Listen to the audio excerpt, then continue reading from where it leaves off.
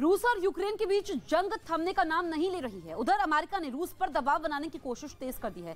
Biden प्रशासन ने रूस से तेल गैस के आयात पर रोक लगाने का फैसला लिया है। अमेरिका, यूरोप समेत कई देश पहले ही कड़े आर्थिक प्रतिबंध लगा चुके हैं।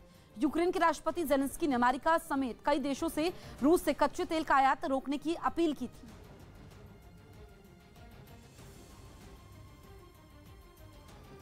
Since Putin began his military buildup on Ukrainian borders, just since then, the price of the gas at the pump in America went up 75 cents.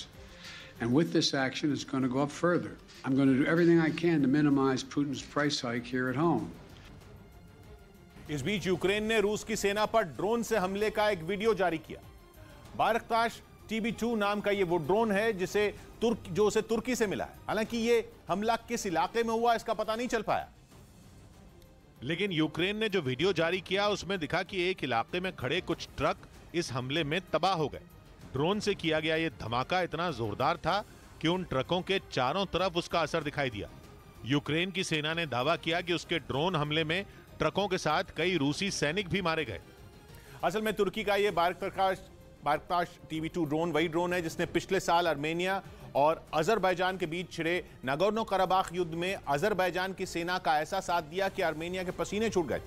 बायरक्तार TB2 drone की गिनती दुनिया के उन सबसे आधुनिक ड्रोन में होती है जो ट्रेन और टैंकों का काल साबित होते हैं। इसका निशाना तो सटीक है ही, ये एयर डिफेंस सिस्टम को भी चकमा दे सकता है।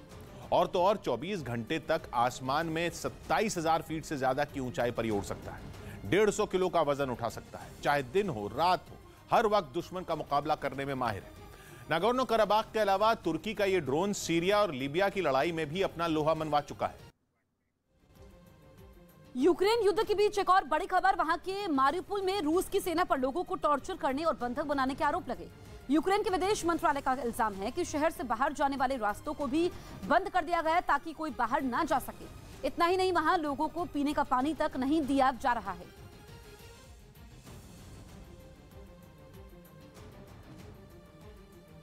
उधर जंग के बीच अमेरिका ने रूस पर आरोप लगाया कि उसने यूक्रेन में लंबी दूरी की मिसाइलों का इस्तेमाल किया, जिससे जबरदस्त तबाही हुई और बहुत लोग मारे गए। यूक्रेन में युद्ध के बाद अमेरिका और रूस के बीच की खटास बढ़ चुकी है और अब तो अमेरिका ने यह आरोप भी लगा दिया कि रूस ने यूक्रेन में हताश होकर लंबी दूरी की मिसाइलें चलानी शुरू कर दी हैं। They continue to rely now more on what we would call long-range fires. So this is bombardment, missile strikes, long-range artillery into city centers. अमेरिकी रक्षा विभाग की ओर से यह मुद्दा उठाने के लिए बाकायदा प्रेस कॉन्फ्रेंस की गई, जिसमें पेंटागन के प्रवक्ता जॉन किर्बी ने दावा किया कि रूस की सेना पस्त हो चुकी है और पिछले कुछ दिनों में उसे कुछ हासिल नहीं हुआ। उन्होंने इसी का हवाला देकर लंबी दूरी की मिसाइलों वाली बात की। When you're relying more on long-range fires, you're going to cause more damage, and you're going to kill more people and injure more people. इतना ही नहीं, लगे हाथ उन्होंने पुतिन को जंग छोड़ने की सलाह भी दे डाली। Putin still has a choice here, not to escalate, not to be more aggressive in the use of these long-range fires and in his capabilities, but to find a diplomatic path forward. रूस और Ukraine के बीच 3 बार बात हो चुकी है, लेकिन जंग नहीं रुकी। उल्टा कीव से खार्किव तक खाक हो गए, क्योंकि रूस ने उन पर दिन रात बमबारी की। इस बीच तरह तरह के दावे किए गए, जिनमें कई दावे अमेरिका ने किए और रूस पर आरोप लगाया कि जंग शुरू होने के बाद वो यूक्रेन पर 500 से ज्यादा मिसाइलें दाग चुका है। पेंटागन की ओर से कुछ दिन पहले यह दावा भी किया गया था कि रूस रोजाना यूक्रेन पर 70 मिसाइलें बरसा रहा है, जिनमें कुछ तो बहुत ज्यादा घातक है। आरोप है कि यूक्रेन के खिलाफ रूस क्रूज मिसाइलों का इस्तेमाल भी कर रहा है। दावा किया जा रहा है कि युद्ध में रूस ने 3M54 कैलिबर मिसाइल इस्तेमाल की। इस मिसाइल की लंबाई 6 से 9 मीटर और वजन करीब 150 से 250 किलोग्राम होता है, जो 400 से 500 किलो विस्फोटक लेकर चलती। यही नहीं, एक और खतरनाक बात यह कि इस मिसाइल की रेंज 220 किलोमीटर से 4,500 किलोमीटर होती है।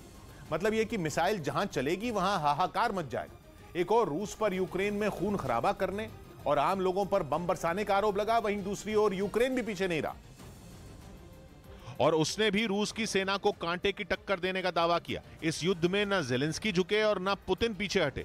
रूस की सेना आसमान से बम बरसाती रही तो यूक्रेन के सैनिक जमीन पर लोहा लेते रहे। इस बीच युद्ध के 13वें दिन यूक्रेन की ओर से कुछ आंकड़े भी जारी किए गए और दावा किया गया कि यूक्रेन ने रूस के करीब 12,000 सैनिकों को मार गिराया है।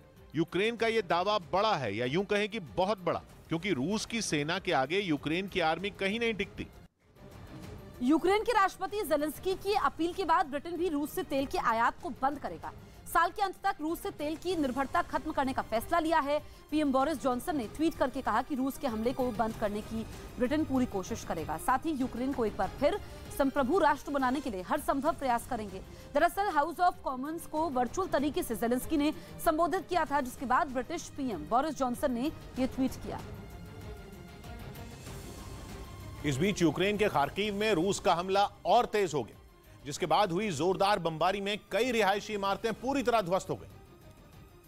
जिसका एक और वीडियो सामने आया जिसमें यह 5 मंजिला इमारत पूरी तरह से तबाह दिखी। खार्किव पर रूसी सैनिकों की बमबारी के बाद पूरा शहर मानो खंडहर में बदल गया हो। लगातार गोलीबारी में कई बिल्डिंग ध्वस्त हो गईं तो कई झुक गईं। ताबड़तोड़ हमले में शहर के कई लोग घायल हो गए, जिनको अस्पताल में भर्ती कराया गया। Четверки лежит, четверки кое-как спаслись. Сейчас она там, я здесь. Пытаюсь что-то наведать. यूक्रेन के खार्किव का हाल ऐसा हो गया जैसे किसी हॉलीवुड फिल्म में बमबारी के बाद तबाही का सीन हो। खार्किव के कई इलाके पूरी तरह बर्बाद हो चुके हैं। जली हुई कारों को देखकर अंदाजा लगाया जा सकता है कि रूस के हमले कितने जोरदार रहे होंगे। इस बीच यूक्रेन के मारिउपोल में रूस की सेना पर लोगों को टॉर्चर करने और बंधक बनाने के आरोप लगे। यूक्रेन के विदेश मंत्रालय ने इल्जाम लगाया कि शहर से बाहर जाने वाले रास्तों को बंद किया गया ताकि कोई वहां से जा ना सके, जिसके बाद वहां फंसे लोगों के हालात दिन बीतने के साथ ही और बदतर होते जा रहे हैं। रूस के हमले से बर्बाद हुए मारिउपोल में खाने के सामान की भारी किल्लत हो गई। पीने का पानी भी मुश्किल से मिल रहा है। शहर में फंसे हुए लोग हवाई हमलों से बचने के लिए बंकरों में छिपे हुए हैं। वहां से ऐसे ही एक बंकर की तस्वीर सामने आई, जहां जान बचाने के लिए छोटे छोटे बच्चों और बुजुर्गों के साथ लोग छिपकर दिन बिता रहे हैं। जंग की मार से अनजान बच्चे खेलते दिखे, लेकिन बड़ों के चेहरे पर चिंता साफ नजर आई। एक महिला तो अपनी बात कहते कहते रोने लगी। बताया गया कि 4 लाख से ज्यादा की आबादी वाले शहर में रूस के हमले के बाद आधे लोग ही बचे। बाकियों ने सुरक्षित ठिकानों की तलाश में शहर छोड़ दिया। युद्ध के बीच यूक्रेन छोड़ने के लिए अलग अलग शहरों के रेलवे स्टेशनों पर मारामारी के हालात बन गए।